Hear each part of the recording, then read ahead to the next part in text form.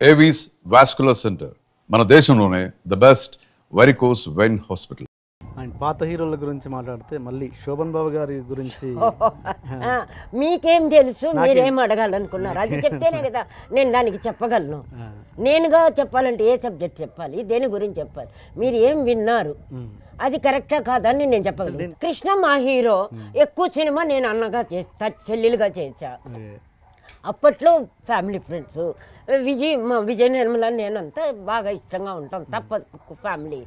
ఇప్పుడు ఎవరికి వాళ్ళు పెద్దోళ్ళు అంటే వాళ్ళు పెద్దోళ్ళు అవ్వాల, వాళ్ళ పిల్లలు బయట వాళ్ళు పెద్దోళ్ళు అయినప్పుడు మమ్మల్ని దూరం చేస్తారు. అలా దూరం అయ్యారు. ఇప్పుడు అవుట్ సైడ్ నుంచి వచ్చే కోడళ్ళు అల్లుళ్ళు అవుట్ సైడ్ వాళ్ళు, వాళ్ళ చిన్న బిడ్డలు పెరిగిన తర్వాత అవుట్ సైడ్ వాళ్ళు. అప్పుడు మేమున్న ఇద్దరు ముగ్గురు దూరం అయిపోతున్నాం. పోనీ వాళ్ళు మేము కలుద్దామంటే మాకు శక్తి లేదు, ఆధారపడి ఉన్నారు వాళ్ళ మీద, పిల్లల మీద.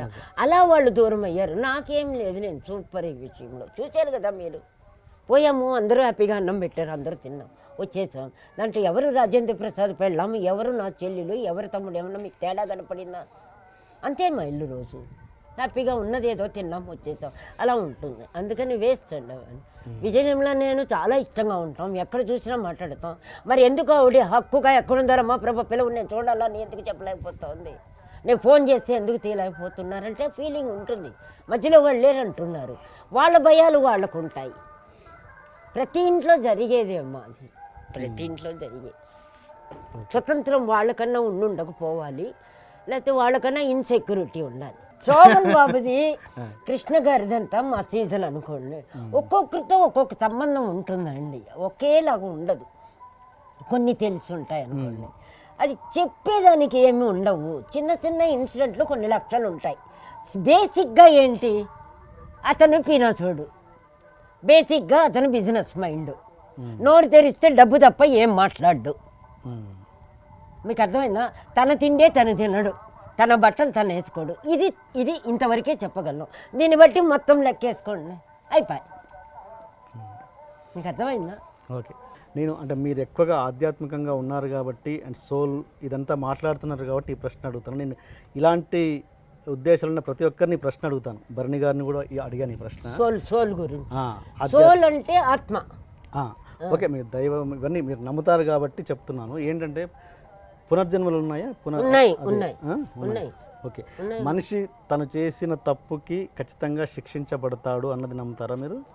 పునర్జన్మ అంటేనే తప్పు రైట్కి ఏది ఉందో అది అనుభవిస్తాడు, అంతే. అంటే గత జన్మ ఇప్పుడు అనుభవిస్తారా, ఈ జన్మ ఈ జన్మకు అనుభవిస్తాడా? గత జన్మది ఇప్పుడు అనుభవిస్తూ దాన్ని ఎరుకతో గమనిస్తే తగ్గుతూ వస్తుంది. ఓకే. గత జన్మలో భయంకరంగా ఉండుంటే ఈ జన్మలో ఒకవేళ ఎరుక వచ్చినా రానివ్వదు. చాలా పెద్ద సబ్జెక్ట్ అండి ఇది. దాన్ని నేను ఎంత డెప్త్గా అనుభవించేది 100%. బట్ మీరు ఏం అడిగారో అది ఇచ్చి మళ్ళీ వేరే ఇస్తాడు. గత జన్మలో మీరు మెటీరియల్ అడిగారండి, మెటీరియల్ ఇస్తాడు. అర్థమైందా? ఆ మెటీరియల్ ఇచ్చినందుకు మీరు ఇప్పుడు ఏమి అనుకొని ఉంటారో దాని రిజల్ట్ కూడా దీంతో పాటు కలిపి అనుభవిస్తారు. ఇప్పుడు కోటీశ్వరుడికి రోగం వచ్చింది, ఏం తింటాడు వాడు? కోటీశ్వరుడికి కాళ్ళు 2 లేవు, యాక్సిడెంట్లో పోయింది, ఎలా నడుస్తాడు? బంగారు కాళ్ళు పెట్టుకొని నడుస్తాడా? మీకు అర్థమైందా?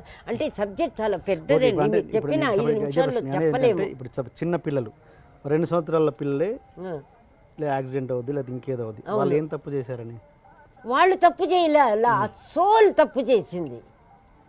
ఆ సోల్ ఈ బాడీలో ఉండాలి, ఆ బాడీలో యాక్సిడెంట్ అవ్వడానికి బదులు ఈ బాడీలో యాక్సిడెంట్ అయ్యి ఇది ఫాదర్ మదర్ చేసిన పాపానికి వాళ్ళు దృశ్యాన్ని చూడాలి. తల్లిదండ్రులు చేసిన పాపం పిల్లలకి అన్నారే కానీ పిల్లలు చేసిన పాపం తల్లిదండ్రులకి అనలేదు. అది ఎందుకంటే తల్లిదండ్రులకి ఏమన్నా మంచి చెడు జరిగితే పిల్లలు అంత రియాక్షన్స్ ఇవ్వరు, కానీ బిడ్డలకి ఏమన్నా జరిగితే తల్లిదండ్రులు అల్లాడిపోతారు. లాజిక్ అర్థమైందా? కాబట్టి వీడు చేసిన పాపం పిల్లలకి ఇస్తాడు. ఇది చాలా మంచి సబ్జెక్ట్ అండి ఇది. అది ఎందుకు ఇస్తారంటే వీళ్ళు క్షోభించాలి అది చూసి, ఒకటి. రెండోది ఈ మదర్ ఫాదర్ బ్రదర్ సిస్టర్స్ అనేది ఇప్పుడు పెట్టుకున్నది, కానీ ఈ సోల్కి ఆల్రెడీ ఉన్న ఎనిమిని బట్టి, లవ్వును బట్టి, ప్రేమను బట్టి ఈ జన్మలో ఈ బంధాలనే రూపంలో ఆడ మగ గగడ లేదా కుక్కలుగా ఎన్నో కుక్కలకి ఏసీ రూమ్ ఉంటుంది. బట్ ఈ ఇంటి ఆడది ఆ కుక్కల రూమ్లో ఉంటుంది, బయట ఓనరు. ఇప్పుడు దీంట్లో ఎవరు కుక్క, ఎవరు అమ్మమ్మ, ఎవరు నాన్నమ్మ? బాడీలో అమ్మమ్మ, సోల్లో అది అమ్మమ్మ. మీకు అర్థమైందా? అందువల్ల ఇది అక్కడ ఇక్కడ అంటే మన దృష్టిలో మానవులు, పై దృష్టిలో మానవు లేదు. ఆ ఆత్మకు ఏ రూపం ఇస్తే ఏ ప్లేస్లో ఏది అనుభవించాలో అది ఆ రూపం. మీకు అర్థమైంది? ఆ రూపం. తర్వాత బంధాలు కూడా అంతేనండి. ఎన్ని జన్మల్లో ఎన్ని మొగుళ్ళో ఎన్ని తల్లిదండ్రుల్లో నాకు మీకు ఎలా తెలుసు? కొంచెంలో కోతి నా తల్లి అయ్యి ఉండొచ్చు, పంది నాకు అమ్మ అయ్యి ఉండొచ్చు, నేను మొగోడే అయ్యి ఉండొచ్చు. అందుకని సోల్కి ఏ రూపం లేదండి. బట్ ఖచ్చితంగా మాత్రం సోల్ రిలేషన్స్ 100% వైబ్రేషన్ తెలుస్తుందండి, ఒప్పుకున్నా ఒప్పుకోకపోయినా. అది తెలియదు కొంతమందికి, ఇదేనని తెలియదు.